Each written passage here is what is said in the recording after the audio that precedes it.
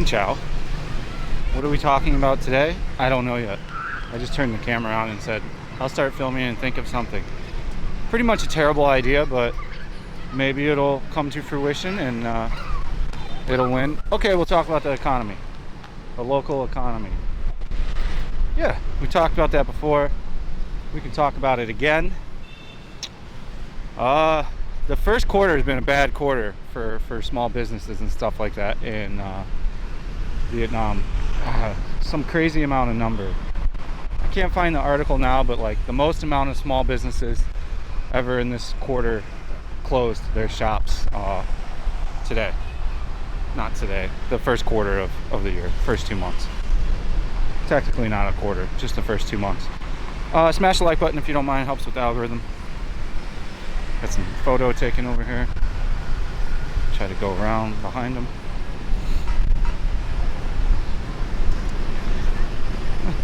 It's a good camera. Just taking some good snaps here. So we'll go this way.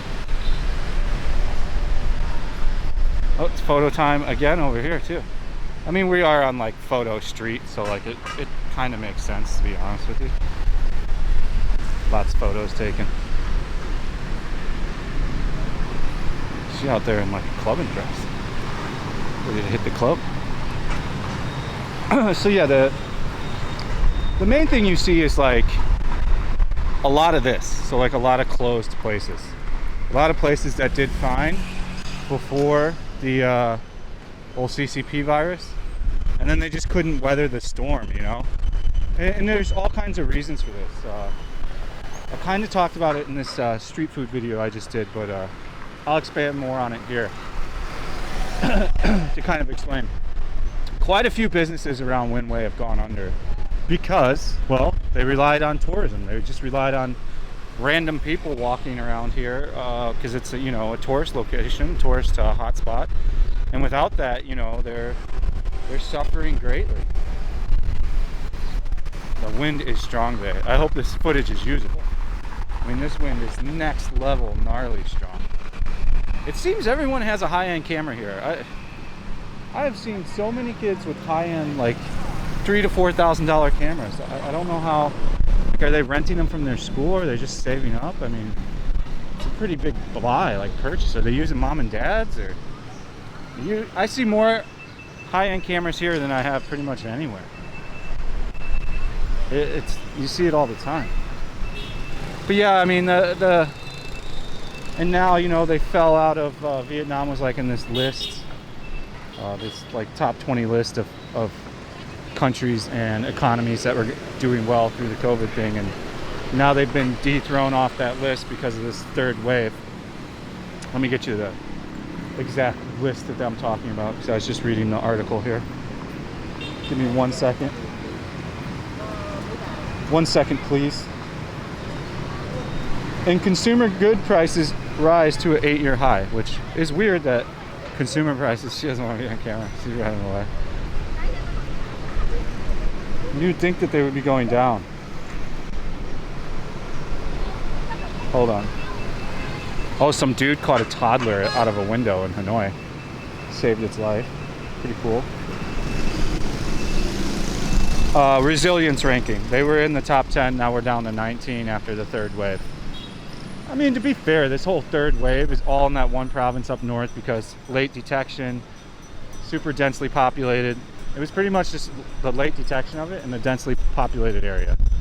So, I mean, Saigon's pretty much reopened everything again. All the massage girls were open when I walked through Japanese town on my way here today. Only thing I know of that's still closed is clubs and some bars. Some bars just opened up. I mean, I don't know what the stipulation is on that. It's supposed to say no bars are open, but I've seen plenty of bars open, so we're pretty much open again. I think we're 17 days without any infection of any sort. There's photographer man again.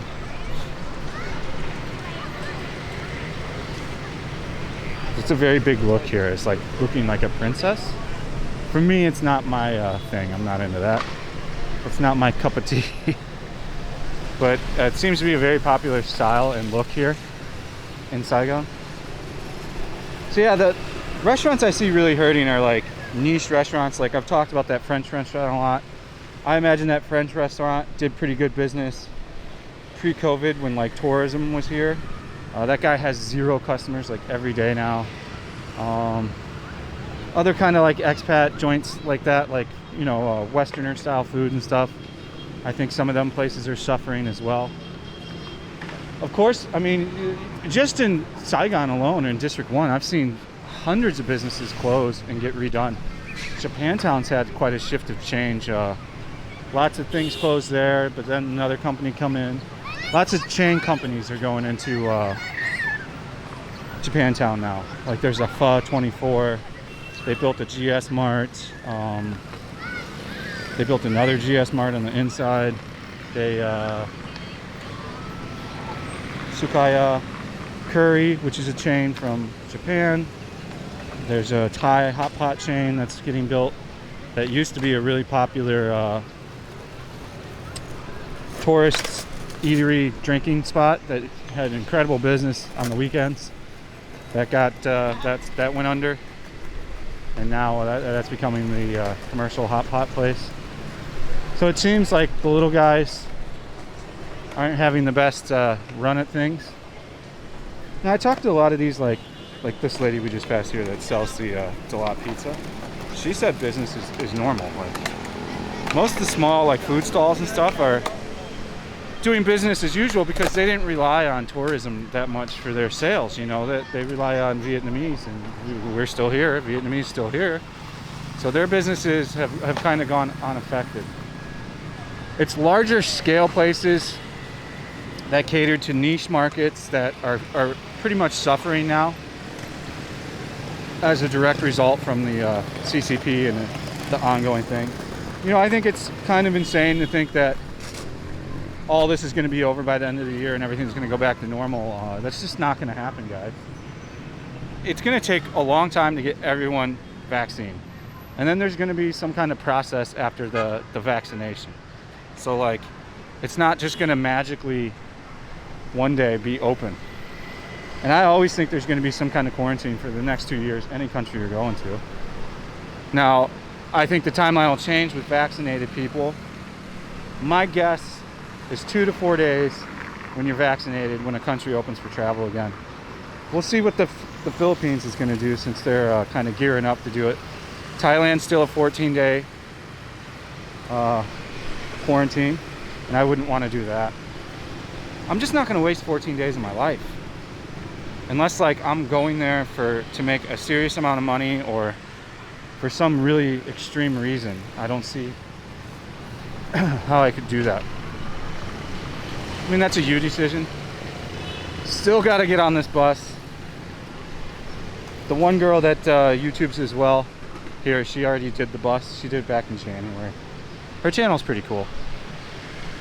We became Instagram friends. So if you're watching, good luck to your channel. I hope you make it big.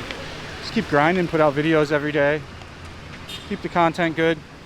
That's who I saw at, so it wasn't the other girl I saw, other woman, at the Cultural Youth Festival. It was actually the one I just made Instagram friends with.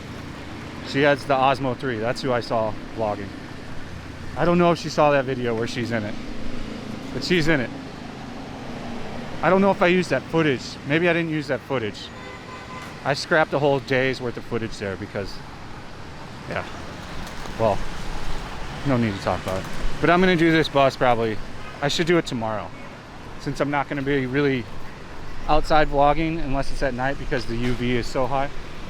Anyways, back to the economy thing. A lot of people lost their jobs here too. Like, not a lot, but a lot. I guess a lot. Like, I don't have the stats in front of me, but it's a good amount. But the good thing about Vietnamese is they can hustle in another way. There's always some way to make money here. If you are wanting to just work for it and go for it, you can make some money here, always. So I find that to be pretty resilient. Yeah. This is, we're on Windway Walking Street at like 5 p.m. on a Tuesday. So not too many people out. We will do the interview series again on Friday night at 9 p.m. Seems to be the best time to come here. Most amount of people here. I'll always do wind wave for the interviews because the people just know there's younger people and anyone from the age of 16, 17 to 25 know English way better because their school started teaching English earlier and got better English teaching teachers, and they practice it and they watch it, you know, English programs, movies, stuff like that to even learn more language. But yeah, I mean, I think everything will be quite all right when there is no quarantine over 2 or 4 days. Everybody's vaccinated. I think everything will bounce back. Things are set the way it is. It's going to be a long road for Bentham Market. Bentham Market might, I don't know if they'll weather the storm. I don't know. I know the rent's reduced there now if you're renting, but most of the stalls that are open there are owned. They paid 30 grand for it, and then it stays in the family. And that's a profitable business. Like, I have deep knowledge in Bentham Market because I have talked to all the people that own and rent there, and they all know English there. So like off camera, you can talk to them for like 15 minutes and chop it up, like really chop it up. So yeah, I got the lowdown on it. They make good money pre-COVID, man.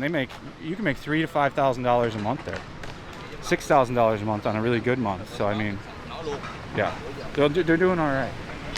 Yeah, so I just thought I'd do like this quick little where the economy type thing is here.